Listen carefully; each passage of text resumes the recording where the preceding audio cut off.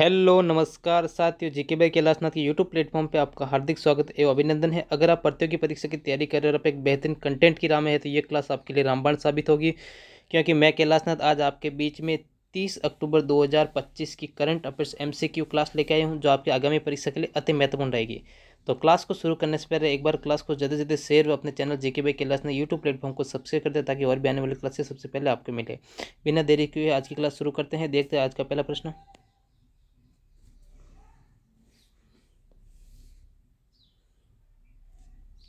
आज हम जो करंट अफेयर्स पढ़ रहे हैं वो है अपने 30 अक्टूबर 2025 के महत्वपूर्ण करंट अफेयर्स एमसीक्यूज। पहला प्रश्न,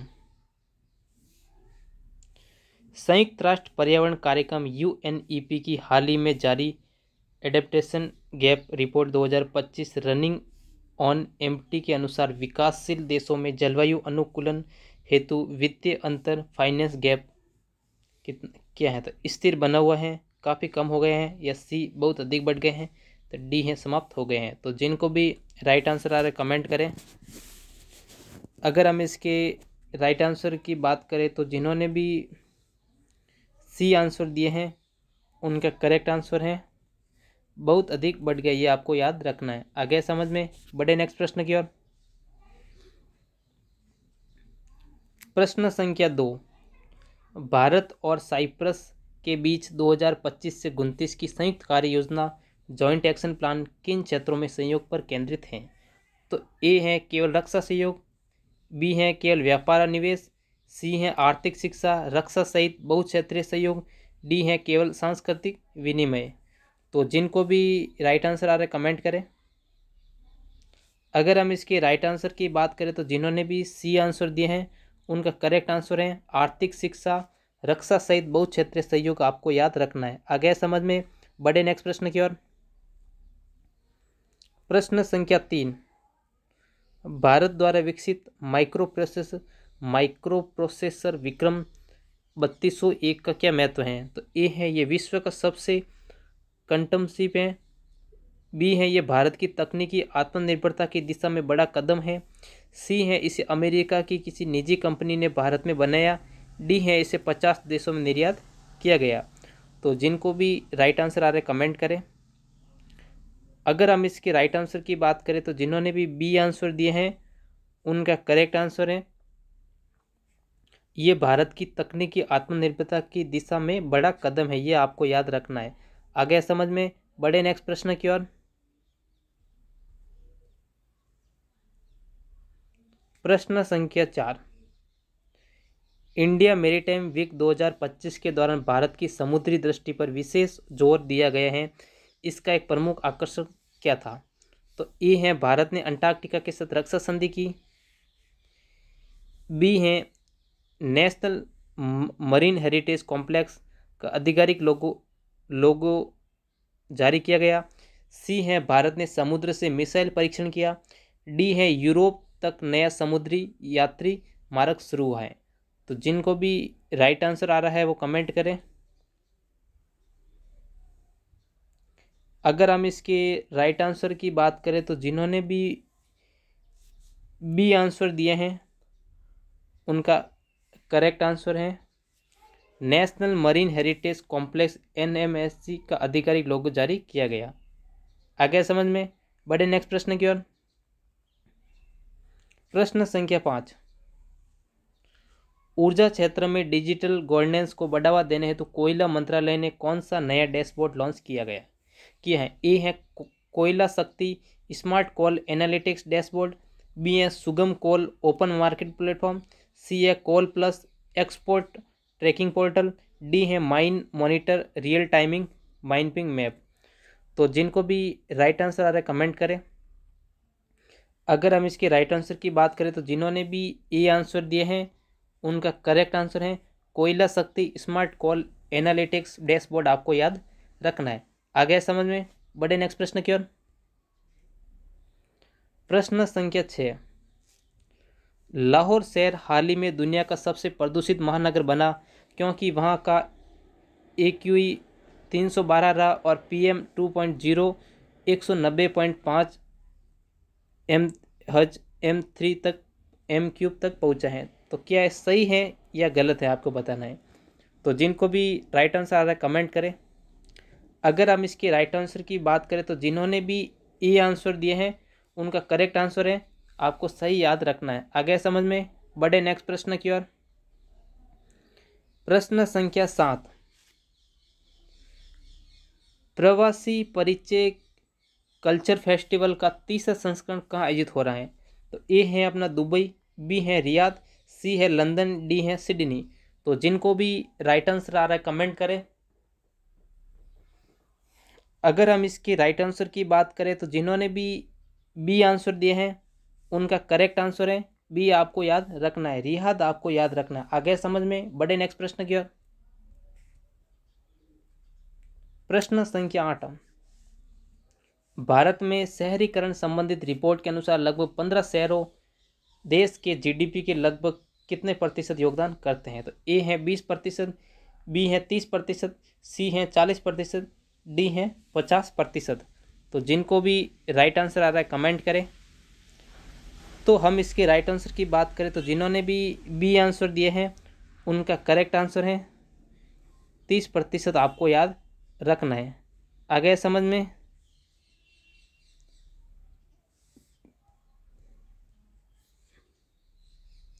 30% आपको याद रखना। आगे समझ में, बढ़े नेक्स्ट प्रश्न की ओर।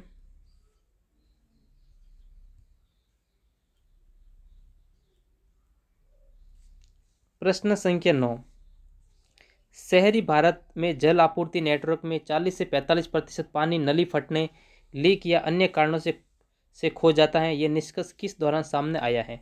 तो ए है ग्रामीण विकास रिपोर्ट, बी है शहरी विकास एवं वर्तमान स्थिति अध्ययन, सी है रक्षा उत्पादन समीक्षा, डी है अंतरिक्ष कार्यक्रम। तो जिनको भी राइट आंसर आ रहा है कमेंट करें।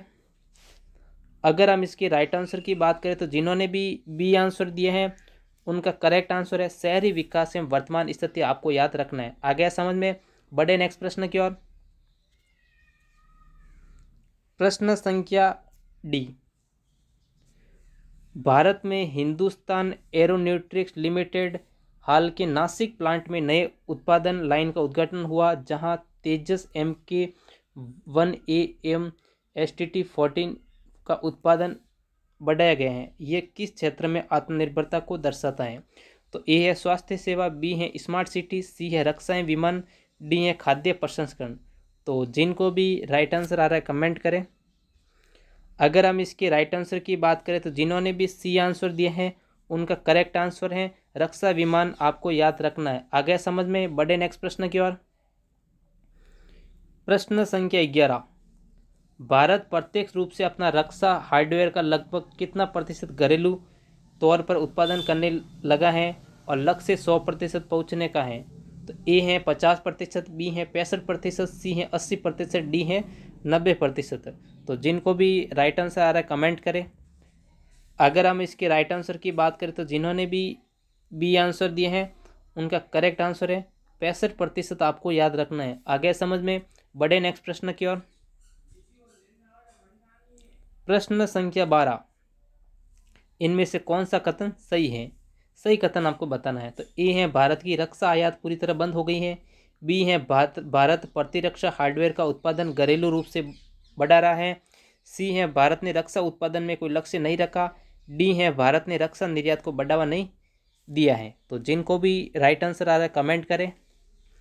अगर हम इसके राइट आंसर की बात करें तो जिन्होंने भी बी आंसर दिए हैं उनका करेक्ट आंसर है भारत प्रतिरक्षा हार्डवेयर का उत्पादन घरेलू रूप से बढ़ा रहा है। आगे समझ में, बढ़े नेक्स्ट प्रश्न की ओर। प्रश्न संख्या 13, शहरी हिस्सों में ठोस अपशिष्ट सॉलिड वेस्ट का केवल प्रतिशत बताना, वैज्ञानिक रूप से उपचारित होता है। ये समस्या किस अध्ययन में सामने आई है। तो ए है अपना 15%, बी है 26%, सी है 35%, डी है 45%। तो जिनको भी राइट आंसर आ रहा है कमेंट करें। अगर हम इसके राइट आंसर की बात करें तो जिन्होंने भी बी आंसर दिए हैं उनका करेक्ट आंसर है 26%, आपको याद रखना है। आगे समझ में, बढ़े नेक्स्ट प्रश्न की ओर। प्रश्न संख्या 14, उपरोक्त शहरी अध्ययन के अनुसार 2030 तक भारत में आवास घटक एफोर्डेबल हाउसिंग की कमी लगभग मिलियन इकाइयों तक पहुंच सकती है। ए है 21 मिलियन, बी है 25 मिलियन, सी है 31 मिलियन और डी है अपना 35 मिलियन। तो जिनको भी राइट आंसर आ रहा है कमेंट करें। अगर हम इसके राइट आंसर की बात करें तो जिन्होंने भी सी आंसर दिए हैं उनका करेक्ट आंसर है 31 मिलियन। आपको याद रखना है। आगे समझ में, बढ़े नेक्स्ट प्रश्न की ओर। प्रश्न संख्या 15। पाकिस्तान के लाहौर में PM25 स्तर WHO वार्षिक मार्गदर्शिका मानक से अधिक लगभग गुना था। ए है 10 गुना, बी है 15 गुना, सी है 20 गुना, डी है अपने 25 गुना। तो जिनको भी राइट आंसर आ रहा है कमेंट करें। अगर हम इसके राइट आंसर की बात करते हैं तो जिन्होंने भी डी आंसर दिए हैं उनका करेक्ट आंसर है 25 गुना। आपको याद रखना है। आ गया समझ में, बढ़े नेक्स्ट प्रश्न की ओर। तो आज अपने यहीं तक प्रश्न थे। आज अपने करंट अफेयर्स की क्लास 30 अक्टूबर 2025 की ली है, जिसमें हमने पढ़े हैं 15 प्रश्न। आपको कमेंट बॉक्स में छापना है कि आप कितने राइट हुए और कितने गलत हुए। क्लास कैसी लगी, बढ़िया लगी हो तो एक सुंदर सा कमेंट छापना और क्लास को ज़्यादा से ज़्यादा शेयर करना और अपने channel JK by Kailashnath YouTube platform को सब्सक्राइब करना, ताकि और भी आने वाली क्लासेस सबसे पहले आपको मिले। जिस नाम से चैनल है उसी नाम से अपने टेलीग्राम ID भी है JK बाई कैलाशनाथ के नाम से, और JK बाई कैलाशनाथ के नाम से अपना इंस्टाग्राम ID भी है। तो आप ज़रूर जुड़े ताकि और भी आने वाली इन्फॉर्मेशन सबसे पहले आपको मिले। तो आज के लिए इतना ही। बाय बाय, जय हिंद, जय भारत। मिलते हैं कल नेक्स्ट क्लास में।